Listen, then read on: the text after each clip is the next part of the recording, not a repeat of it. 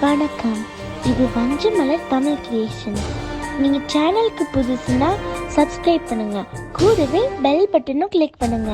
உங்களுக்கு இந்த வீடியோ பிடிச்சிருந்துச்சுன்னா லைக்கும் ஷேர் பண்ணுங்க.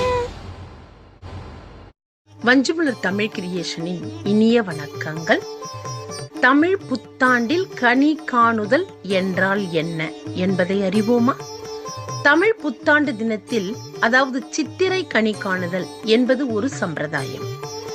நமது குடும்பம் சீரும் சிறப்புமாக வாழவும், நமது வம்சம் வாழையடி வாழையாக தழைக்கவும், நம் வீட்டில் உள்ள தரித்திரங்கள் யாவும் விலகவும், சகல ஐஸ்வர்யங்களும் குடிகொள்ள நாம் செய்ய வேண்டியது.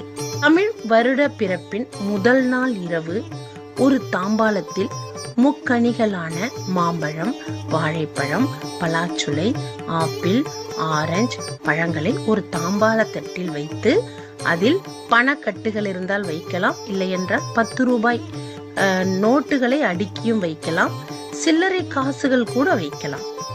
அதன் பிறகு நாம் பயன்படுத்தும் தங்க நகைகள் அதையும் அந்த தட்டில் வைக்க வேண்டும். வெற்றிலை பாக்கு, பூ, அதன் பிறகு கண்டிப்பாக ஒரு எலுமிச்சம்பழம் கட்டாயம் அதில் வைக்க வேண்டும். இவற்றோடு சேர்த்து முகம் பார்க்கும் கண்ணாடியும் வைக்க வேண்டும். நாம் இரவு படுக்க போவதற்கு முன் நம் அறையில் வைத்துவிட்டு உறங்க வேண்டும். காலையில் எழுந்தவுடன் அதன் முகத்தில் தான் நாம் விழிக்க வேண்டும். இதுதான் கனி காண்பது. அக்கனிகளை பார்த்தவுடன் முகம் பார்க்கும் கண்ணாடியில் முகத்தை பார்க்க வேண்டும். அதன் பிறகு குளித்து முடித்துவிட்டு நம்ம அறையில் வைத்திருந்த பழத்தட்டை கொண்டு வந்து பூஜை அறையில் வைக்க வேண்டும். விளக்கு ஏற்றி இறைவனை வணங்குதல் என்பதுதான் நம்முடைய பண்டைய மரபு.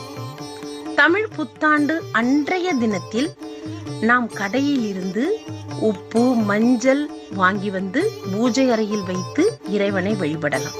அன்றைய தினத்தில், அதாவது தமிழ் வருட பிறப்பில் வடை, பாயாசம் எல்லாம் செய்வோம். ஆனால் அன்று அறுசுவை உணவும் பூஜை அறையில் இலையில் வைக்க வேண்டும். வேப்பம்பூ ரசம், மாங்காய் பச்சடி கட்டாயம் செய்து இறைவனுக்கு படையலிட வேண்டும். அன்றைய தினத்தில் பெரியவர்கள் காலில் விழுந்து ஆசீர்வாதம் வாங்க வேண்டும்.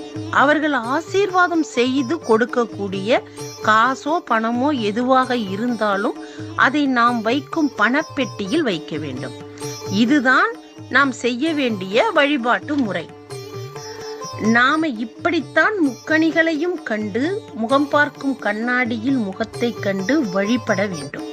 அதன் பிறகு அறுசுவை உணவை படையலிட்டு மூத்தோர் காலில் விழுந்து வணங்கி மாலை நேரத்தில் கோவில் சென்று புத்தாண்டை கொண்டாடி மகிழலாம். நாமும் தமிழ் புத்தாண்டு வழிபாட்டை கொண்டாடி மகிழ்வோமா? அனைவரும் தமிழ் புத்தாண்டு தினத்தில் சீரும் சிறப்புமாக வாழ எல்லாம் வல்ல இறைவனை வேண்டுகிறேன். அனைவருக்கும் இனிய தமிழ் புத்தாண்டு நல்வாழ்த்துக்கள். நன்றி.